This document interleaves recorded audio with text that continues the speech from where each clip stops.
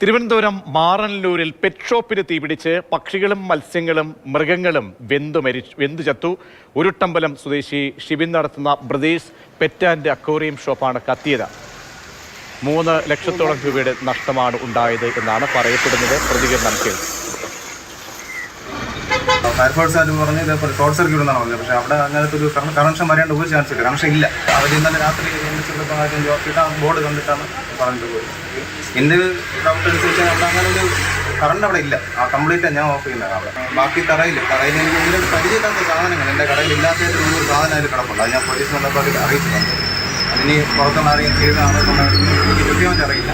എനിക്കങ്ങനെ ശത്രുക്കളുടെ കാര്യങ്ങളൊക്കെ നിലവിൽ അങ്ങനെയൊന്നും നിലവിലില്ല. പക്ഷേ അങ്ങനത്തെ ഒരു സാധനം അവിടെ ഇല്ല.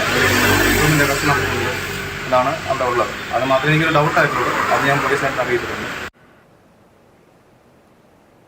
വിവരങ്ങളുമായി ഗോകുൽനാഥ് ചേരുന്നുണ്ട്. ഗോകുൽ, ഈ മത്സ്യങ്ങളും പക്ഷികളുമൊക്കെ വെന്ത് ചത്തു എന്നുള്ളതിനൊപ്പം ഈ യുവാവിൻ്റെ ഉപജീവന മാർഗം കൂടിയാണ് നഷ്ടമാകുന്നത്.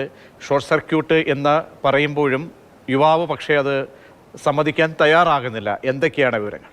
പ്രജീഷ്, ഇന്ന് രാവിലെ 4 മണിയോടെയാണ് ഇത്തരത്തിൽ ഒരു തീപിടുത്തം ഉണ്ടാകുന്നത്. ആ തീപിടുത്തത്തിൽ വലിയ രീതിയിൽ ഭാഗികമായിട്ടാണെങ്കിൽ കൂടെ കട കത്തി അമരുന്നുണ്ട്. ഒപ്പം ഇതിനകത്തുണ്ടായിരുന്നത് പക്ഷിമൃഗാദികൾ, മറ്റ് വളർത്തുമൃഗങ്ങളൊക്കെ ഉണ്ടായിരുന്നു. ആട്, കോഴി, പിന്നെ പട്ടി, താറാവ്, അങ്ങനെ ഒരുപാട് മൃഗങ്ങൾ, അക്വേറിയം, പെറ്റ്സ് തുടങ്ങി പ്രാവുകൾ, പക്ഷികളൊക്കെ ധാരാളം ഉണ്ടായിരുന്നു. അപ്പോൾ അങ്ങനെ നിലവിൽ 4 മണിയോടുകൂടി കടയിൽ നിന്നും തീ ഉയരുന്നത് കണ്ടിട്ടാണ് ഇത്തരത്തിൽ നിലവിൽ ആളുകൾ ഓടിക്കൂടുകയും ഇതിനോട് വീടിനോട് ചേർന്ന് തന്നെയായിരുന്നു ഈ നിലവിൽ ഈ സ്ഥാപനം കൂടെ ഉണ്ടായിരുന്നു, ബ്രദേഴ്സ് അക്വേറിയം ഉണ്ടായിരുന്നതും.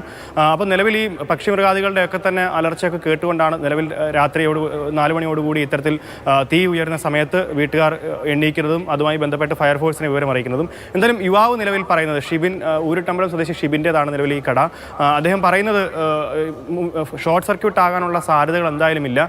കാരണം മുൻപിലെ ഷട്ടറിൻ്റെ ഭാഗത്തു നിന്നാണ് തീ പിടിച്ചിരിക്കുന്നത്. അതായത് എല്ലാ ദിവസവും രാത്രി കട പൂട്ടി പോകുന്ന സമയത്ത് അദ്ദേഹം എല്ലാ തവണയും മെയിൻ സ്വിച്ച് ഓഫ് ആക്കുന്ന പതിവുണ്ടായിരുന്നു. അതുകൊണ്ട് തന്നെ നിലവിൽ തീ പിടിക്കാനുള്ള സാധ്യത, ഷോർട്ട് സർക്യൂട്ട് ആകാനുള്ള സാധ്യത എന്ന് ഫയർഫോഴ്സ് പറയുമ്പോഴും അതിനുള്ള സാധ്യതയില്ല. പുറത്തുനിന്ന് ആരെങ്കിലും വന്ന് തീ വെച്ചാൽ മാത്രമേ അതിന് സാധിക്കുന്നുള്ളതാണ്.